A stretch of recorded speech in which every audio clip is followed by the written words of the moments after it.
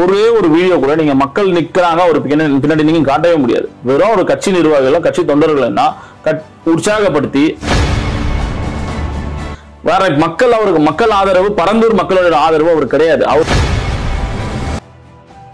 வணக்கம் சார். வணக்கம். கிட்டத்தட்ட 3 வருடங்களுக்கு மேல 900 நாட்கள் ஒரு 13 கிராமத்தை சேர்ந்த மக்கள் எங்க கிராமத்துக்கு விமான நிலையம் வேண்டாம் அப்படின்னு சொல்லிட்டு போராடிட்டு இருக்காங்க. திமுக அரசோட நிலைப்பாடு என்ன? பரந்தூர் விமான நிலையம் இது வந்து ஃபர்ஸ்ட் திமுக அரசு நிலைப்பாடை தாண்டி இது எப்ப கொண்டு வந்ததுன்னு பார்க்கணும், யார் கொண்டு வந்ததுன்னு பார்க்கணும். இது மத்திய அரசு கொண்டு வந்தது, கரெக்டுங்களா? இது பரந்தூர் தான் முதல் இடமா? 4 இடத்துல கொடுத்திருக்காங்க. பரந்தூர் மாதிரி 11 இடம் ஆய்வுக்கு கொண்டு போனாங்க. இது எடப்பாடி கிட்ட கொடுத்தது. அதை பேசணும் ஃபர்ஸ்ட். 11 இடம் கொடுத்து அதோட ஃபீசிபிலிட்டி ஸ்ட்ரக்சர்ஸ், அங்க என்ன இழப்பீடு இருக்கு, மினிமம் எங்க இழப்பீடு இருக்கோ அங்கதான் கவர்மெண்ட் கொடுக்கும், அந்த இடத்த தான் பரிந்துரை செய்யும். இது எப்படி கிட்டத்தட்ட எப்படின்னா கவர்மெண்ட் என்ன பண்ணிருக்கு, இந்த இடம் உங்களுக்கு எடுத்து கொடுக்குறேன் அப்படின்னு தான் சொல்லுமே தவிர இது முழுமையா கொண்டு வர்றது பாத்தீங்கன்னா ஒன்றிய அரசு தான். ஒன்றிய அரசு கொண்டு வர்றத அதை பத்தி யாருமே பேசல. அதுக்கான புரிதலே இல்லாம வெறும் திமுக மேல ஒரு பழி சுமத்துற ஒரு நிகழ்வாக கொண்டு போயிட்டு இருக்கீங்க. 11 இடம் கொண்டு போயிருக்காங்க. 11 இடத்துல நீர்நிலைகள் இருக்கலாம், விவசாய இடம் இருக்கலாம், உடைமைகள் பில்டிங்ஸ் இருக்கலாம், எவ்வளவு இருக்கலாம். அதெல்லாம் எங்க பாதிப்பு கம்மியா இருக்கோ அந்த இடத்துல தான் இவங்க சூஸ் பண்ணிருக்காங்க. அப்படிதான் இந்த பரந்தூர் பாக்குறாங்க. பல கிராமங்கள் வந்து பாத்தீங்கன்னா இதுல எடுக்கப்படுது. அதுதான் சொல்ல, அதுக்கு என்ன பண்ணுது கவர்மெண்ட்? அதுக்கு பிரிகாஷனரா என்ன பண்ணுது? அவங்களுக்கு என்ன இழப்பீடு கொடுக்குது? எதுவுமே கொடுக்கல. எடப்பாடி மாதிரி 13 பேரை சுற்றுவன்னு சொல்லுதா? 900 நாட்களா போராட்டம் நடக்குதுன்னு சொல்றீங்க. ஸ்டெர்லைட்ல என்ன பண்ணாங்க? துப்பாக்கி சூடு நடத்துனாங்க. அந்த மாதிரி ஏதோ பண்ணிருக்காங்க. அந்த மாதிரி எல்லாம் பண்ணலையே. மக்களை சுதந்திரமா போராட விட்டு அவங்களுக்கு எக்ஸ்பிளைன் பண்றத அமைச்சர்மார்கள் இது வரைக்கும் யாரும் போலையா? அமைச்சர் எத்தனை குழுக்களா போயிருக்காங்க? 26 குழுக்களா போயிருக்காங்க.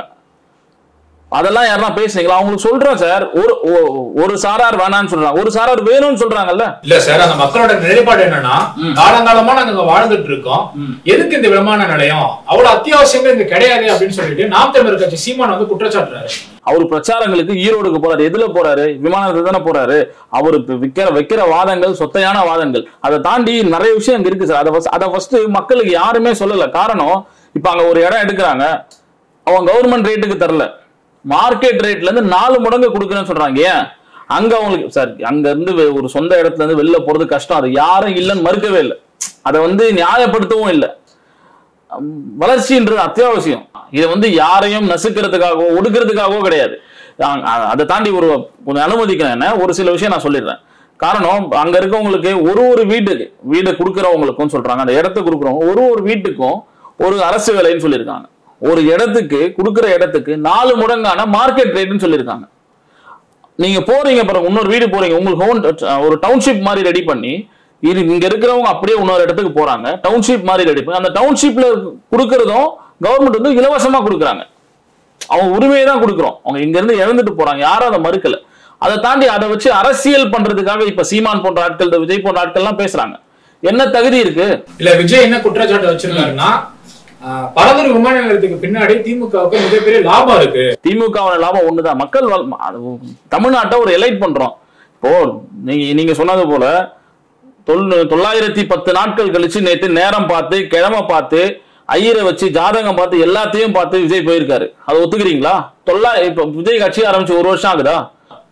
1 வருஷமா பரந்தூர் கண்ணுக்கு தெரியாதா? 1 வருஷமா விவசாய கண்ணுக்கு தெரியாதா? 1 வருஷமா கிட்டத்தட்ட 910 நாள் போராடுறாங்க. அந்த போராட்டம் அப்ப கண்ணுக்கு தெரியலையா? இல்ல, அவர் முன்னெடுக்கக்கூடிய குற்றச்சாட்டு என்னன்னா, அவர் ஏதாவது ஒரு செயல்பாடு செய்யணும் அப்படின்னாலே இந்த திமுக அரசு அவருக்கு முட்டுக்கட்டையாக இருக்கு. என்ன வீட்டுல ஒரு போட்டோ வச்சு பிரேம் மாட்டி மலர் தூரத்துக்கு நாங்க ஏன் சார் இது பண்ண போறோம், தடையா இருக்க போறோம்? நீ ஒர்க் ஃப்ரம் ஹோம் பாலிடிக்ஸ் தான் பண்ணிட்டு இருக்கீங்க, நாங்க ஏன் தடையா இருக்க போறோம்? ஒரு தொண்டு சீட்டு கொடுத்ததுக்கே பாத்தீங்கன்னா டிவிகே நிர்வாகிகள் கைது செய்யப்பட்டனர். சார், நீ அனுமதி வாங்கி நான் ஏதோ ஒண்ணு கொடுத்துட முடியாது சார். ரோட்ல போய் யார்கிட்ட என்ன ஒண்ணு கொடுத்துட முடியாது.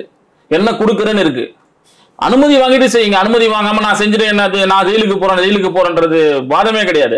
நீங்க பரந்தூர் விஷயத்துக்கு வர சொன்ன, பரந்தூர் விஷயத்த பேசுவோம். கரெக்டா விஜய் பேசுறாரு, அங்க மக்கள் பாதிக்கப்பட்டிருக்காங்க. நீங்க அதுக்கு என்ன பண்ணீங்க? நீங்க சொல்றீங்க பனையூரை தாண்டி இன்னைக்குதான் ஃபர்ஸ்ட் வெளில வந்திருக்காரு, பரந்தூர் வேணான்னு சொல்றாரு. அப்ப எங்க பனையூர்லயே வேணுமா? வேறதுக்கு ஈஸியா இருக்கணுமா?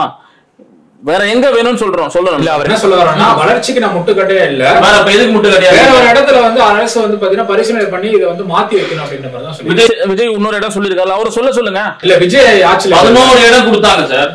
ஆய்வு செஞ்சதன் பின்னாடிதான் இதெல்லாம் கடைசியா பரந்தூர் தான் சொல்லிட்டு முடிவு பண்ணி செய்யறாங்க. இதெல்லாம் பார்க்காம கவர்மெண்ட் செஞ்சிருக்குமா? இல்ல இத்தனை மக்களோட கண்ணீருக்கு பின்னாடி இந்த விமான நிலையம் வேண்டாம் அப்படின்ற மாதிரி அவர் விஜய் விமான நிலையம் வேண்டாம்னு சொல்ல, வேற ஒரு இடத்துல வைக்க சொல்லியிருக்காரு. அப்போ அவர் வளர்ச்சி வேணும்ன்றாரு சார். அவர் வந்து எக்ஸாக்டா இருக்கு, இதுவும் வேணும்ன்றாரு அதுவும் வேணும்ன்றாரு. நீ என்ன செய்ய போற? இதுக்கு நீ மக்களை தூண்டி விட்டு போராட்டத்துல உன்னோட அரசியல் சுகம் காண்ற, அவ்வளவுதான். நீ அங்க போயிட்டு அந்த மக்களை பாத்தீங்களா? நீங்க கேட்டது என்ன? நீங்க கேட்டது மக்களை சந்திக்கணும்னு கேட்டீங்க. மக்களை சந்திச்சீங்களா? உங்க நிர்வாகிகளை தமிழ்நாட்டுல இருந்து மொத்தமா வண்டியா வர வச்சு அங்கே ஒரு அரசியல் நையாண்டியை பண்ணிட்டு போனீங்களே தவிர மக்களை நீங்க சந்திக்கலையே. மக்களை சந்திச்சா எதனா ஒரு வீடியோ நீங்க காட்ட முடியுமா? உங்க நிர்வாகி எதனா உங்களை சுத்தி இருந்தா மக்கள் யாருன்னா இருந்தாங்களா? காவல்துறையே சொல்லியிருக்காங்க மக்களை தாண்டி வேற யாரும் உள்ளார வரக்கூடாதுன்னு சொல்லிட்டு. பரந்தூர்ல அவர் பண்ணது வெறும் பொலிட்டிக்கல் ஸ்டண்ட் தான். காரணம், மக்கள் யாரும் அவர் பின்னாடி இல்ல. நீங்க ஒரே ஒரு வீடியோ கூட நீங்க மக்கள் நிக்கிறாங்க ஒரு பின்னாடி நீங்க காட்டவே முடியாது. வெறும் ஒரு கட்சி நிர்வாகிகளும் கட்சி தொண்டர்கள் உற்சாகப்படுத்தி அதை ஒரு உற்சாகப்படுத்திட்டார், நேற்று அதை பயன்படுத்திக்கிட்டாருன்னா சொல்லுவேன். வேற அவருக்கு மக்கள் ஆதரவு, பரந்தூர் மக்களோட ஆதரவு அவர் கிடையாது. அவர் ஒரு பொலிட்டிக்கல் ஸ்டண்ட்டை பண்ணிட்டு போயிருக்காரு. அதை தாண்டி வேற எதுவுமே பண்ணலையே.